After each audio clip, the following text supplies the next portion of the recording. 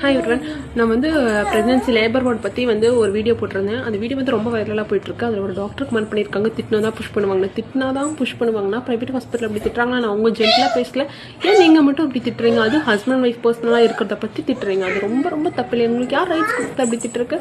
அதே மாதிரி நான் ஒரு டவல் போடணும்னு சொல்லியிருந்தேன். அது எதுக்காக அப்படின்னா வந்து ப்ரைவேட் ஹாஸ்பிட்டலே போடுறது ஜிஹெச்சில் போடுவாங்களான்னு கேட்குறீங்க நிறைய பேர். அது எதுக்காக அப்படின்னா வந்து டெலிவரி ஆனதுக்கப்புறம் நார்மல் டெலிவரி ஆனதுக்கப்புறம் வந்து பிளட் ஃப்ளோ வந்து நார்மலாக இருக்கா ஹையாக இருக்கா அப்படின்னு சொல்லிட்டு எக்ஸாமின் பண்ணுவாங்க.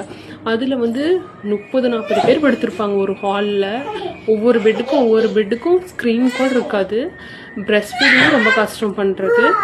பக்கத்து பெட்டுக்கு வந்து ரிலேட்டிவ்ஸ் ஜென்ஸ் கூட இருப்பாங்க. அப்படியே ஓப்பன் பண்ணிவிட்டு எக்ஸாமின் நார்மலாக தான் இருக்கா, க்ளோஸ் பண்ணிக்கமா அப்படின்னு சொல்லுவாங்க. அது எந்த விதத்தில் நாயன்னு தெரில. மற்றவங்களும் எல்லாம் அப்படியே பார்ப்பாங்க. நம்ம சங்குச்சம் இல்லாமல் ஓப்பன் பண்ணணும். ரொம்ப ஃபஸ்ட்